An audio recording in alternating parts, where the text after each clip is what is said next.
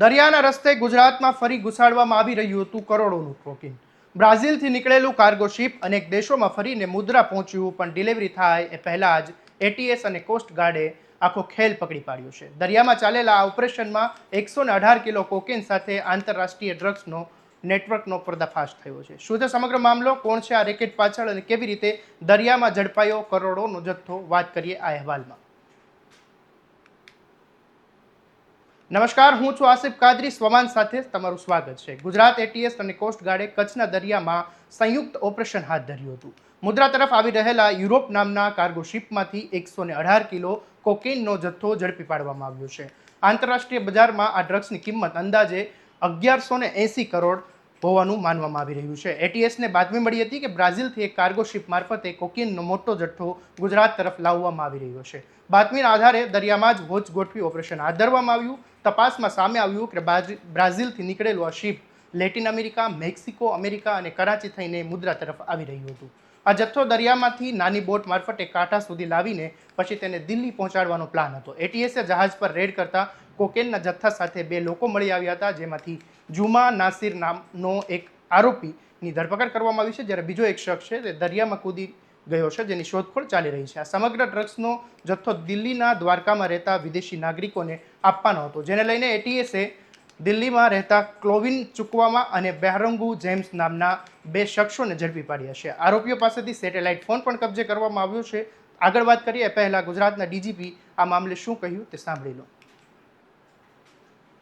સૌને જણાવતા આનંદ થાય છે કે ગુજરાત પોલીસ, ગુજરાત એટીએસના ટીમ છે, જેમાં જે વરિષ્ઠ અધિકારીઓ છે, એમને બાતમીના આધારે એક બ્રાઝિલથી કોકેનનો જથ્થો ગુજરાત દરિયા ખાતે દિલ્હીમાં એને ડિલિવરી લેવા માટે એક કાવતરોનો પર્દાફાશ કરવામાં આવેલું છે, જેમાં ગુજરાતના એટીએસના અધિકારી, વરિષ્ઠ અધિકારીઓ, ઇન્ડિયન કોસ્ટ ગાર્ડના અધિકારીઓ એને સંયુક્ત ઓપરેશનથી અમારા જે અધિકારીઓ, પોલીસ ઇન્સ્પેક્ટર JM પટેલ અને બાકીના જે અધિકારીઓ છે એમની ટીમને બાતમીને આધારે જે સૂચના મળેલી છે કે એક બોટ બ્રાઝિલથી થઈને લેટિન અમેરિકાથી થઈ, મેક્સિકો થઈ, US થઈ અને છેલ્લે કરાચી થઈને મુન્દ્રા તરફ આઉટર એન્કરેજમાં ઊભા રહેવાની છે અને એમાં એક કોકેનનો મોટો જથ્થો આવવાનો છે.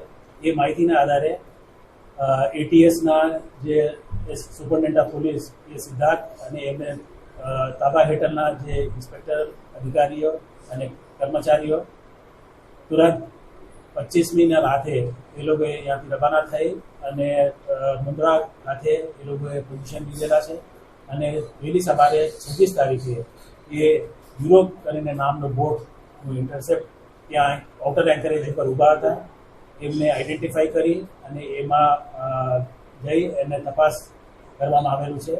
એમાં ઇન્ડિયન કોસ્ટ ગાર્ડના અધિકારીઓ, કર્મચારીઓને સંયુક્ત ઓપરેશન થયેલું છે અને એમાં જે 2 સંદિગ્ધ ઇસમો છે, જેમનું નામ નિગિન્ટે નસરોજ જુમાને તથા જુમા નસીર ઉમર, એ 2 વ્યક્તિઓ જે નાઇજીરિયન ટાન્ઝેનિયાના છે, એ લોકોએ આ બોટમાં એ માલ લાવવાના હતા અને એની ડિલિવરી જે દિલ્હીમાં રહેતા 2 ઇસમો, એમના નામ કેલ્વિન ચુકુવામા અને બૈરુંગે જેમ્સ, એ ટાન્ઝેનિયા અને યુગાન્ડાના નેશનલ છે, એ લોકોને ડિલિવરી કરવાના હતા.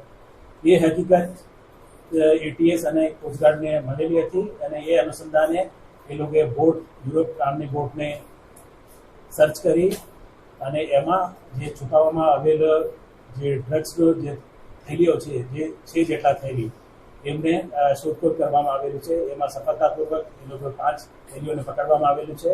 એ પાણીમાં નાખેલા હતા, એને ત્યાં સર્ચ કરી એ લોકોએ બહાર કાઢેલી અને એક થેલીઓ મળી આવેલ નથી. અને જે થેલીઓમાં જે વસ્તુઓ મળી છે એમની પૃથ્થકરણ કરવામાં આવેલું છે. એમાં પ્રાથમિક દૃષ્ટિએ કોકેન હોવાનું જાણકારી મળેલું છે અને એ અનુસંધાને લગભગ 115 જેટલા પેકેટો રિકવર કરવામાં આવેલું છે. એની કુલ વજન 118 કિલો જેટલા છે અને એની કિંમત દરેક સ્ટ્રીટ વેલ્યુ જે કોકેનનું છે 1 કિલોનો 10 કરોડ રૂપિયા જેટલું છે. અને આટલી મોટી જથ્થામાં એ કોકેનનો એ ગુજરાત એટીએસ અને ઇન્ડિયન કોસ્ટ ગાર્ડને સંયુક્ત ઓપરેશનથી અમારા અધિકારીએ કર્મચારીઓએ તનમનથી મહેનત કરી અને જે ડિલિવરી દિલ્હીમાં કરવાના હતા એને ઇન્ટરસેપ્ટ કરી અને પોર્ટ ઓથોરિટીઝના આઉટર એન્કરેજ ઉપર અને પોર્ટ ઓથોરિટીઝના મદદથી પણ એ લોકોએ એ સફળતાપૂર્વક એ પર્દાફાશ કરવામાં આવ્યું છે. સર આ માલ લોડિંગ ક્યાંથી કરવામાં આવ્યો હતો? એ બ્રાઝિલથી કરવામાં આવેલું છે. બ્રાઝિલ. સાહેબ આ પ્રથમ વખત ડિલિવરી માટે આવ્યા છે કે અન્ય અગાઉ ક્યારે આવી ચૂક્યા છે કે કેમ? આ માણસો તો એ પ્રથમ જાણવા આવેલ છે, પણ છતાં પણ આપણે જે ઇન્ટરોગેશનમાં અત્યારે આપણી પાસે જે 3 ઇસમો છે જે દિલ્હીના ડિલિવરી લેવાના હતા એ આપણે કસ્ટડીમાં છે અને જે બોટ ઉપરથી આપણે એક કસ્ટડીમાં લેવામાં આવેલો છે અને એક વ્યક્તિ દરિયામાં કૂદ્યું છે એમને શોધખોળ પણ ચાલુ છે. સર આજે કરાચી શું કામ ગયા હતા, શું કહેવાય? જે રીતે મેં કીધું છે કે લેટિન અમેરિકા, બ્રાઝિલથી થઈ, મેક્સિકો થઈ, યુએસમાં અમુક પોર્ટો થઈ, કરાચી થઈ, એ લોકો અહીંયા આવવાના હતા અને અહીંયા દિલ્હીમાં ડિલિવરી દેવાની હતી એ આપણે કીધું. સાહેબ જે ઉડી ગયું હતું એ વિસ્તૃત માહિતી કેવી રીતે ઓપરેશન ગયું એને શોધખોળ ચાલુ છે. એ બેસિકલી એ સ્ટીમ મોટર રૂમમાં એક કર્મચારી છે એ ત્યાં કોકેનનો જથ્થો સંતાડેલા હતા અને એ પોલીસ અને કોસ્ટગાર્ડને જોઈ એ દરિયામાં કૂદી ગયો છે. એને શોધખોળ ચાલુ છે અને ઇન્ટરોગેશન જે આવશે એ આપણે કરીશું. દિલ્હીથી આગળ ક્યાં જવાનું હતું?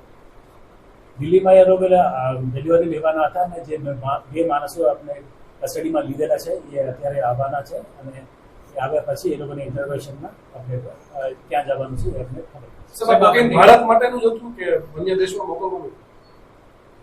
જે ડિલિવરી લેવાના હતા એ લોકોને ઇન્ટરોગેશન થાય તો પછી એ ક્યાં જવાનું હતું એ આપણે ખબર પડશે. સર આમાં દિલ્હીમાં જે 2 વ્યક્તિ રહ્યા છે એ કેટલા સમયથી ત્યાં રહેતા હતા, કઈ રીતે રહેતા હતા, એનું બેકગ્રાઉન્ડ શું કંઈ જાણવા મળ્યું છે? એ દિલ્હીમાં એ દ્વારકા વિસ્તારમાં રહેતા હતા અને વધુ માહિતી આપણે ઇન્ટ્રોગેશન પછી આપણે ખબર પડશે. અચાનક પોર્ટ ઉપરથી થવા બાદ તેને કેવી રીતે બહાર કાઢવાના હતા? કોઈ અન્ય માલની આડમાં બહાર કાઢવાના, કેવી રીતે બહાર કાઢવાના? એ લોકો ત્યાં પોર્ટ આઉટર એન્કરેજ ઉપર છે ત્યાંથી એ લોકો બહાર કાઢવાના હતા અને એ ડિલિવરી દિલ્હીમાં પહોંચાડવાના હતા અને એ આપણે જે દિલ્હીના જે ડિલિવરી લેવાના હતા એ લોકોને આપણે પૂછપરછ કરશું તો આપણે ખબર પડશે કયા પોર્ટ ઉપર ઉતરવાના થશે? એ આઉટર એન્કરેજ ઉપર આપણા લેવાના હતા. એ નાની બોટમાં કે બીજી જગ્યા પર લઈ જાય અને ડિલિવરી આપવાની છે. આગળ સાહેબ આપણે તપાસ શું કરીશું આમાં? તમામ અને એના જે બોટ ઉપરથી આપણે એક જે કમ્યુનિકેશનના જે સાધનો છે એપલના ટેગ મળ્યું છે અને એક જે કમ્યુનિકેશન સેટેલાઇટ ફોનનો પણ આપણે અમુક વસ્તુઓ મળેલી છે એ પણ બધી આપણે એન્ક્રિપ્ટથી ડિક્રિપ્ટ કરશું અને પછી આપણે ખબર પડશે કે ત્યાં કોને સાથે એ સંપર્કમાં હતા, ત્યાં જવાનું હતું, કોને સાથે વાતચીત કરી, ક્યાં ડિલિવરી આપવાનો હતો, એ બધી આપણે ઇન્ટ્રોગેશનમાં અને ઇન્વેસ્ટિગેશનમાં ખબર પડશે. મુખ્ય આરોપી કોણ કહી શકાય છે? આપણી પ્રાથમિક તપાસમાં કઈ જાણવા મળે છે મુખ્ય આરોપી કોણ કહી મુખ્ય શકાય? આરોપી એ છે કે જે લાવ્યું છે અને જેને આપવાનું હતું એ અત્યારે મુખ્ય આરોપી છે અને પછી ઇન્ટ્રોગેશનમાં આપણે ખબર પડશે. આ ગેંગનું કઈ નામ છે ખરું છે? ઇન્ટરનેશનલ ગેંગનું કઈ નામ? અત્યારે કંઈ ના. Is this a cargo ship and which flag was it? A cargo ship અને સાયપ્રસની ફ્લેગ.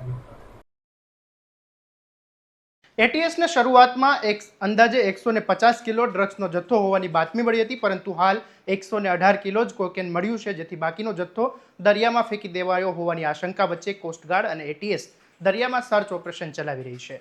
ફરી એકવાર ગુજરાતનો દરિયાઈ માર્ગ આંતરરાષ્ટ્રીય ડ્રગ્સ સ્મગલિંગ માટે ઉપયોગમાં લેવાતો હોવાનો મોટો ખુલાસો થયો છે, જેને લઈને સુરક્ષા એજન્સીઓની સતર્કતા વધી ગઈ છે. આવા જ સમાચાર અને વિગતવાર અહેવાલો માટે તમારા સ્વમાનને સબસ્ક્રાઇબ કરી દેજો અને આ વિડીયોને શેર કરવાનું ભૂલતા નહીં.